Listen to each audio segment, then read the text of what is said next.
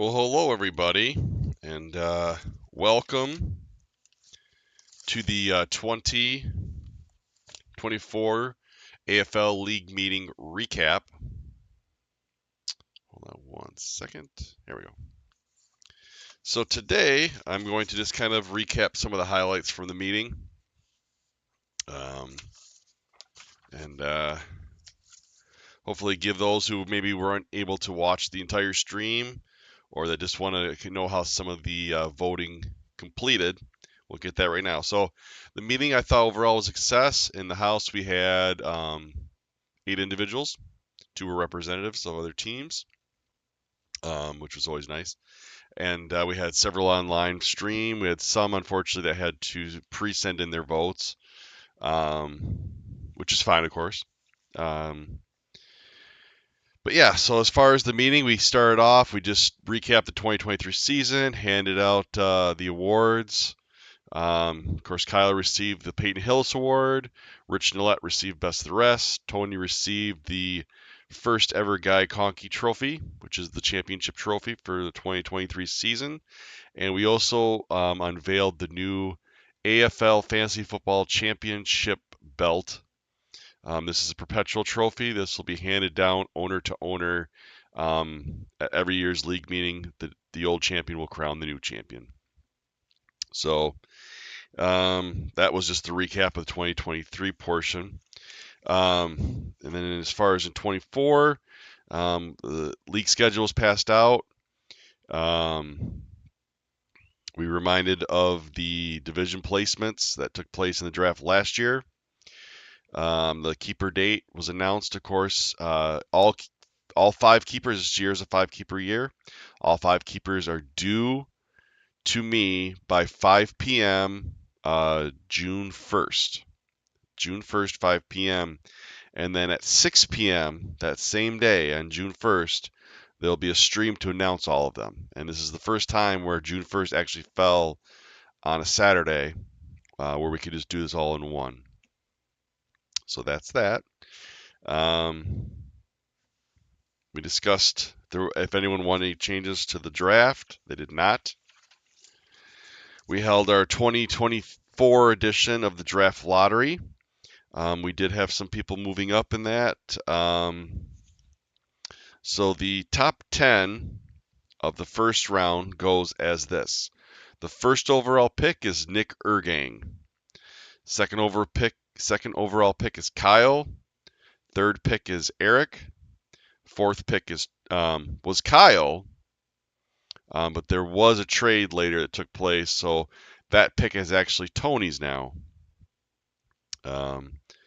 Kyle received some players, and Kyle also got Tony's second round pick. So again, so far it's Nick Ergang, Kyle Sykes, Eric Miller, Tony Mize. The 5th overall pick is going to be Jimmy Chase. 6th pick, Brady Bailey. 7th pick is Nick Ritz. 8th pick is Liam Nillette. 9th pick is Ian Rice. And 10th pick is Rich Nillette. And then, of course, we have all the playoff teams after that to round out the end of the first round there. So that was the draft lottery portion. We did our annual Hall of Fame owner vote.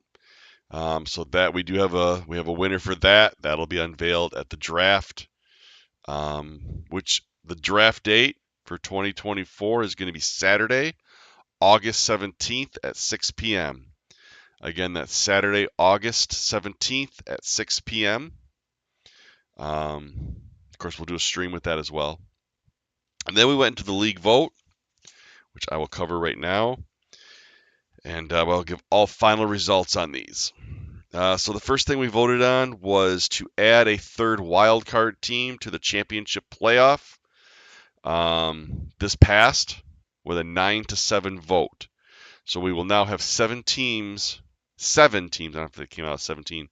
7 teams in the championship playoff, and also it should equate the same with 7 teams in the best of the rest tournament. The big difference is going to be the second seed will not have a bye now. Only the number 1 seeds will have byes. So again, that passed with a 9-7 vote. Next up, we did the defensive player minimum. This would have had each team would carry 6 individual defensive players. This was rejected with a 12-2 vote and 2 non-votes. This means that there was 2 people that did not submit a vote, which at that point it was not necessary to get their vote. Of course, once we hit the 9 is the minimum for any category. You have to have 9 to pass something. Next up, we had the running back maximum. This would have given a set number of each team could carry. This was rejected. We had 6 votes for no maximum, 4 votes for 4 running back maximum, 4 votes for 5 running back maximum, and 2 non-votes. So that did not pass. Anytime anything is a push or does not hit the 9, it stays as is. So it's rejected. Number 4, we had the eliminate one starting running back position. This was a simple yes or no vote. And this was rejected with an 8-6 vote and 2 non-votes. Next up, we have trade delay and negotiations. This was rejected. We had 7 votes for no, 6 votes for a 24-hour window, 2 votes for 48-hour window, and 1 non-vote. So again, that one was rejected. Next up, we have what is called the draft day saver. This this year's a 5-keeper year. What this would do if passed is it would require each team would actually have 8 people, not 5, but 3 of those, 5 of them can be anything you want, and the remaining 3 have to be any of the following: 1 kicker, 1 individual defensive player, or 1 team defense, or any combination of the 3. This passed with a 9-5 vote and 2 non-votes. So this year you will actually be keeping 8 people, not 5. But again, the first 5 you can pick whatever you want. Quarterback, 4 running backs, quarterback, 2 receivers, 2 running backs, whatever. And then your last 3 have to be at least 1 kicker, 1 team defense, or 1 individual defensive player. You can go 3 individual defensive players. You can go a combination of any of them, really. Just you have to have 3 out of those categories. And then going forward, well, we'll get to that. Next up, we have the flex defensive player. This was rejected with a 8-8 vote. Of course, we did not hit the 9, so this was not passed. So again, there will be no additional flex defensive player. Trade deadline. This will retain the November 18th proximity. We had 6 votes for November 18, 4 votes for November 11, 4 votes for November 4, and 2 non-votes. Again, that's not an exact date. That's more of a proximity. So next year it could be November 17, could be November 19. It'll be how it falls. It'll be the 3rd week available for me to select. Next category we had up was Tony's Meat. The choices were pulled chicken or pulled pork. This one actually went with a combination. We had 9 votes for each. So we had 3 votes for just chicken, 2 votes for just pork. So Tony will be doing a half batch of pork and a half batch of pulled chicken. Next up, we had the new guy award, the secondary guy award, if you will. And we had most improved team was the category that won, that had 11 votes. We had 3 votes for steal of the draft and 2 non-votes. This award will use the plus minus ratio to determine this. For example, had it already existed, so you guys have the awareness. The team that would have won had we had the award already.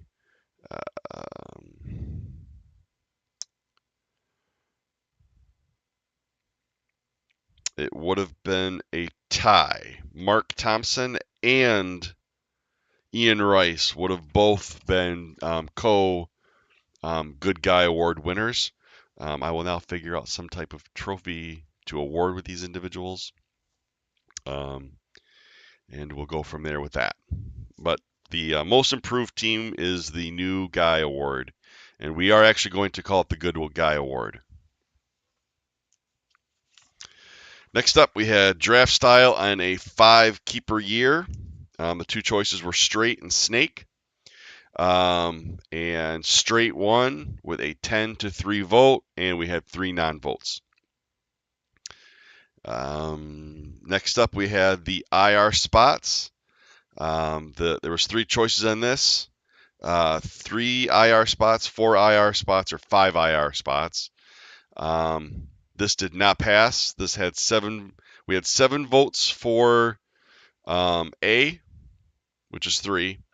We had 5 votes for C, which is 5, and we had 3 votes for B, which is 4, with 1 non-vote. Even if that 1 non-vote would have voted for A, that would have made it 8. We need 9 to pass. So we will retain what we've had, and that is 5 IR spots going forward. Next up, we had the category of scoring changes. There was no scoring changes at all. And then we had the open forum. We had 2 votes that were brought up for open forum vote. First up, we had eliminate the draft lottery. This failed with an 8-8 vote. Of course, that's a push, so we have to have 9 to pass it. So the draft lottery will continue going forward. And then we had eliminate the 5-keeper year. This passed with a 9-5 vote with 2 non-votes. So this will be the final 5-year keeper we do. So next year it'll be 10. It'll go back to 10, and it'll be from there on out. It'll be 10 permanently. So again, we have eliminated the 5-keeper year. One thing that was brought up, and this will be definitely something going forward, is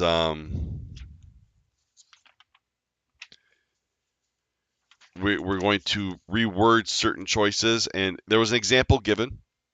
An example was, for example, the running back maximum was one option because it had 3 categories. Trading delay and negotiations was another one. So it had 3 options. So what happens is when you have 3 options, it does make it more difficult to hit that 9 number. So it was suggested if we're going to have a category that has to have multiple selections, first what we're going to do is determine if we want to do this or not. So for example, in the running back maximum, if we were to do that going forward, if that was to be brought back up, it would be, do we want to have a running back maximum, or do we want to have a running back no maximum? So then when that is voted on to have, if it's passed to have a maximum, then we have a secondary vote of what that number would be. In the trading delay negotiations, that would have been worded, do we want to have a trading delay negotiations, yes or no? And then after we determine, if it was determined yes, then we'd figure out the time frame. What's another example? I guess those are really the 2 biggest examples that we had this year. Another example we could have done would have been the trade deadline. Do we want to change the trade deadline or not? And if it was voted yes, then we would look at the options to trade it to. So, and same with IR spots. IR spots. Do we want to change the IR spots, or do we want to leave it as is? And then once determined, then we would figure out the number from there. Some of these you may see pop back up at the 2025 league meeting in a reworded form. Also, again, anyone is always welcome to submit anything they want. If someone was unhappy with how a vote went, they can always resubmit to me, and that we would look at it at the 2025 meeting. For example, if because it was so close, if someone wanted to look at the draft lottery again, that is something that we can do in 2025 at that vote. So again, that was, and then we just opened up the trading. All trading is open for 2024 in phase one. Phase one is you can trade anything and everything. The only rule is if you do draft picks, you have to receive, each party must receive a draft pick. So if you trade the first overall pick, you must make sure you get some type of pick back. And then after the trade deadline, after the keepers are announced, then it trades up. You can go player for draft pick straight up. And that's a Yahoo thing. That's why we do it that way. We did have one trade, like I said, and that trade was Tony, Mize, and Kyle made a trade. Let me quick pull that up. So Tony traded wide receiver Tank Dell, wide receiver T. Higgins, and wide receiver Keenan Allen, plus a 2024 second round pick, 16 overall, to Kyle Sykes for the 2024 first round pick number 4. So I did announce that earlier. So that was the only trade we've had so far. I did have some owners reach out to me about a contact list. I did post that in our group text. If anyone needs me to send it to them directly, I can do that. It'll have on there. It'll have the owner's name. It should have what team they own. It'll have their phone number, and all but one has a email. So I'd say texting most of these owners is the best way to go. So with that, there is talk about having a 2024 NFL draft preview in mid-April. As far as other streams, we'll have the June 1st keeper stream. That'll take place, like I said, June 1st. That's a Saturday at 6 p.m. I'm sure I'll have a few other owners with me to do that presentation as well. Also, we'll have I've already posted on here the red carpet stream for the draft. That'll be August 17th starting at 4 p.m. And then at 6 p.m. will be the actual draft. And that'll be on stream. So we're hoping, I know I won't have everyone here. I already know we have our military personnel will be unable to attend. But they'll have draft representatives in their behalf, of course. I mean, usually most of them can watch it anyways. Or we'll get that. That'll be all figured out. Don't worry about that. I'm hoping that we can get Jordan to come to this year's draft from Kentucky. I get it's difficult. Hoping we can get Rich Nillette and Megan to come down from the UP. Hoping we can get Anthony to come from Detroit. I'd love to have, of course, Brady come from Louisiana. I'd love to have Kyle come up from Mississippi. That's why we're the AFL. We're a national league here. We're all across the country. And we've had in the past, we've had teams from Texas. We've had teams from Illinois. We've had one team actually do their draft directly from the Middle East, which actually, I guess, makes us global. But again, thanks for watching this recap. I thought overall the meeting was a success, and looking forward to seeing you on stream. I'm hoping to do, I think, an April 14th NFL draft preview. I think this is going to be a very exciting draft for the NFL.